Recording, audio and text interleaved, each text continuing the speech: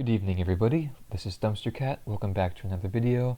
In this one, I'm going to be outlining this new black-green rock deck that I brewed up for the new Pioneer with the new set Dominaria United.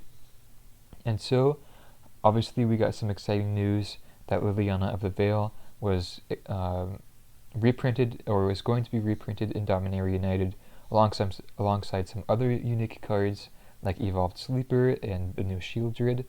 And so in this video, I'm going to kind of break down the theory of this deck, how I think it's going to work just as a deck, as an archetype as a whole, and then how it can be applied to the top decks in the meta when Dominaria will be released. And I'll predominantly explain why I think Black-Green Rock is going to be the best deck for Liliana of the Veil, and how we can leverage certain card advantage cards like Tireless Tracker, like Evolved Sleeper, to better her and to better orient ourselves with her against the broader meta. And so, before I get into the nitty-gritty of the theory behind the deck and how I think Liliana will best slot in the deck, I'm just going to give a quick overview of the card selection. So first off, these three Knight of the Ebon Legions are obviously going to be the new Evolved Sleeper, which is basically kind of the new black Figure of Destiny, where it levels itself up. It starts as a 1-1 that goes to a 2-2, a 3-3 with Death Touch, and then finally the last ability allows us to get continuous card advantage out of it. It's kind of a Phyrexian arena on a creature, and so that's going to be very, it's going to work alongside Liliana very well, in the sense that we have a creature to pressure the opponent while Liliana disrupts them with her +1 and her -2. And we have a source of card advantage to kind of negate the symmetric ability of Liliana's +1 with each player discarding a card. We're able to kind of negate that just a bit. Other than that, obviously we have the new Lilianas, and then we have the new Shield Druid, the 4-mana 4/5. That is good against any card draw deck, kind of good against aggro as well.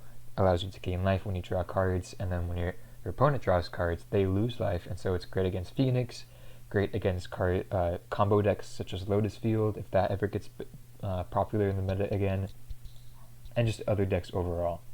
And now to start talking about Liliana of the Veil, I know a lot of content creators and a lot of Magic players, a lot of seasoned Magic players in fact, are saying that Liliana is kind of a trap, kind of both in Standard and to a bit of a lesser effect in Pioneer, where Magic nowadays is very card advantage oriented. There are a lot of very efficient threats, very efficient removal spells, very efficient card draw spells, and so Liliana, her being a very fair card in the sense of disallowing your opponents and yourself to a certain extent of resources, she's a very resource denial oriented card, rather than say like Oko Thief of Crowns, where that's very resource positive, very card advantage positive, and card advantage oriented.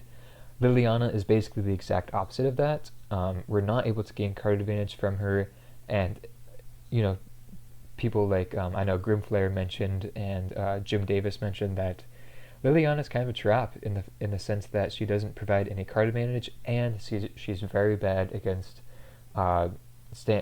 cards in Pioneer that are oriented around card advantage. And in fact, we see that a lot of top decks want card advantage, and that's obviously a pretty attractive thing in Magic, obviously. And so Liliana, maybe it's better in a deck like Greasebang that's obviously specifically oriented around the graveyard. But today I'm going to make the argument that Liliana of the Veil is at her best in Black-Green Rock in Pioneer, and I'll explain to you why. And so, to do that, I'm going to be presenting the different ways this deck can gain card advantage that can kind of negate Liliana's resource denial architecture that she has to her as a Planeswalker. And so obviously we're all very familiar with Tireless Tracker, how this card is a very powerful source of card advantage, and how she can act as kind of a Tarmogoyf, an attacker that attacks very well against your opponent while gaining card advantage. She blocks very well, she attacks very well, she obviously gains you cards very well, and she works well alongside Liliana, being able to act as a source of aggressiveness when your opponent is kind of a bit unstable with while you're disrupting your opponent with her +1 and her -2. We also have access to the aforementioned Evolved Sleeper that acts as a consistent source of card advantage with its third ability allowing you to draw cards, while say you discard so your +1 Liliana, making you and your opponent discard a card. Then you could activate Evolved Sleeper's third ability where you draw a card. Lines like that will come up a lot. I feel like lines like going turn 3 Liliana into turn 4 Tracker plus land is going to be really prevalent. We also have access to these 2 Cling to Dusts, which I think are going to be very well alongside Liliana of the Veil. I already really like Cling to Dust in general in the Pioneer meta.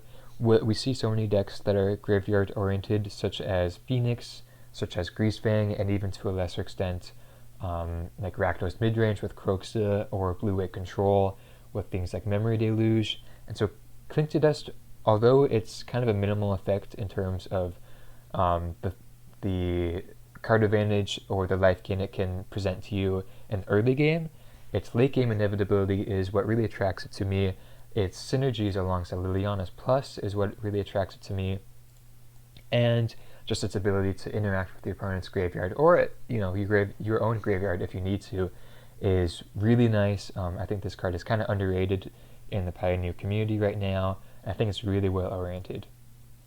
Other than that, we do have a 1 of Tenacious Underdog. I'm not too big on this card. Obviously, we don't have too many good 2-drop threats in Black-Green Rock. Obviously, with Rakdos, they have cards like Stomp off of Bonecrusher Giant. They have Bloodtithe Harvester. They have Croxa. And in Black-Green Rock, we don't really have those types of cards. We don't really have efficient attackers that could, guarantee us damage, like a Tarmogoyf or like a Dothy Voidwalker. I know that KO Diamonds really likes Dothy Voidwalker, and he thinks that he would just be a perfect fit in this deck in Pioneer. Unfortunately, we don't have him though, so we have to make some concessions. Underdog is one of those concessions. I think Underdog is still a very powerful card in the sense that it gains a card advantage in the late game. However, I think it's just a bit underwhelming on turn 2. It doesn't really give you any card advantage right off the bat. I've played around with cards like Merfolk Branchwalker that explore. Jade Late Ranger, obviously that's a 3-drop, so it can get a bit expensive. But cards like that where gain you card advantage either as you play them or in the late game later on are going to be really important to the plan, with Liliana being very oriented around resource denial. So we really do have to take into account that card advantage is going to be really important. But another thing that's going to be really important is the pressure that we apply on our opponents. We have to remember that decks can kind of get out of Liliana's Plus ability in the long term if they have consistent sources of card advantage that can get around Liliana, just basically making you and your opponent empty-handed. And so we're obviously going to be flexing our Grimflayers. The aforementioned Evolved Sleepers and Tireless Trackers are going to be very good in pressuring your opponent while they have limited resources, thanks to Liliana. And of course, we do have Scavenging Ooze that's going to work well alongside your Plus ability, being able to eat out your opponent's graveyard and grow as a result of that. And then also to a lesser extent, we do have Cletus. Cletus still is a great card in my opinion, very main deckable. I have main decked 2 in the past. I think he's just going to be even better with Liliana in the format. Him being obviously not as aggressive as a card like Grimflayer or Evolved Sleeper, but he does have very good late game inevitability and late game interactions, late game graveyard interactions that work well alongside Liliana. And then rounding out the 60, we do have obviously the 4 Thoughtseize, the 4 Fatal Push. I am going with the 3-3 split of Decay and Trophy, just because I really like that right now. I know KO Diamonds is testing out 4 trophy 2 decay. I think that's, very valuable. I just kind of like the 3-3 split, just theoretically instead. I do like the 1 Liliana, the Last Hope. I think she's going to be really good alongside Liliana of the Veil, being able to get your discarded creatures back, and then I think she's going to be really good against, obviously, the control and mid-range matchups where she could buy you some time, buy you some value with her -2 to get over any other aggressive decks. As far as the sideboard goes, I'm pretty satisfied with this one, with this 15, I should say. Tasigur is kind of one that I've been brewing around with. He works very well alongside cards like Cling to Dust and, of course, Liliana, being able to get your graveyard full for his Delve ability. And, of course, he's a 4/5, which is 5 toughness is very important in the format. Dies to Lightning Axe, but, that's a 2-for-1 in our favor, so I think that's okay. And then his ability to get creatures back, or I guess just get non-lands back, is very powerful.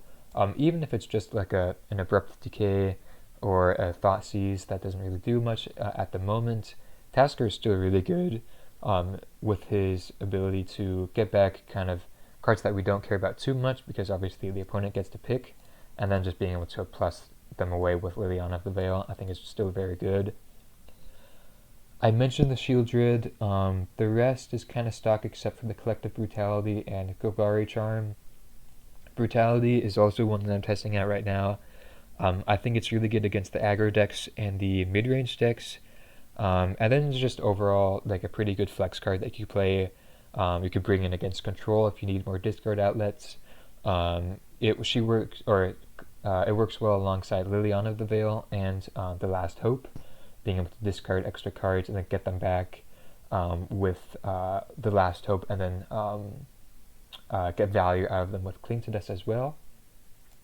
Golgari Charm is an interesting one.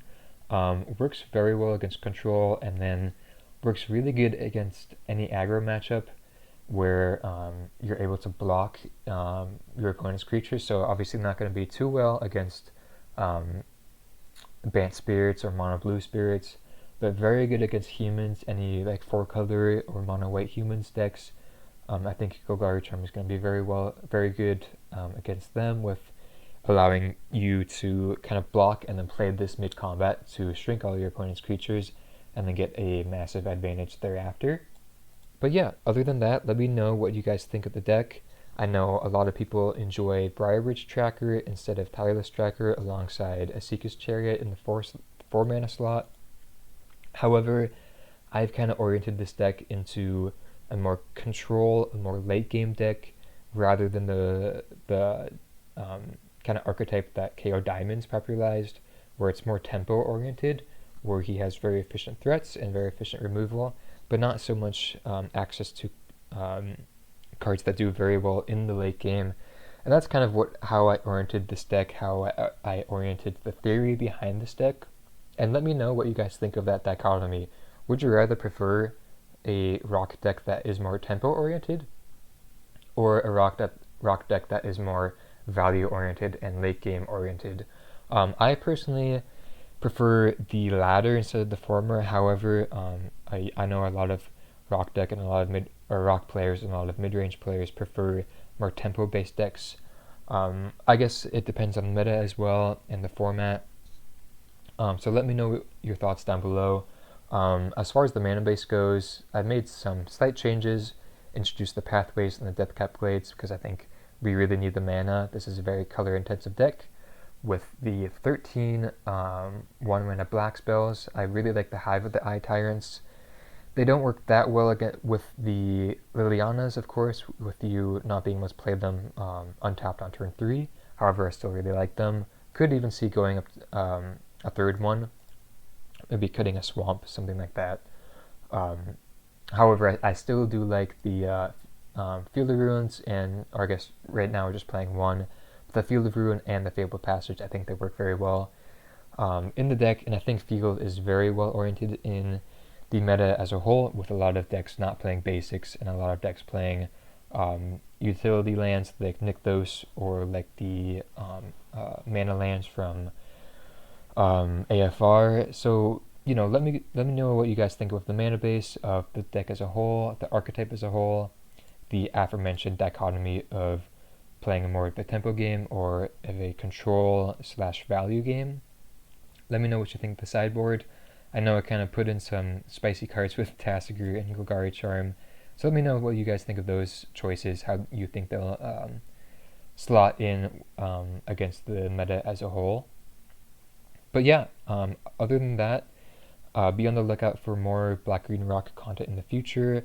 I really hope you guys enjoyed the video. Thank you for all the recent support, all the subscribers and the views and the likes and comments. Really means a lot to me. Really pushes me to go forward making more content in the future. So yeah, other than that, thanks so much for watching. Hope you guys have a great day, and I'll see you in the next one. See ya.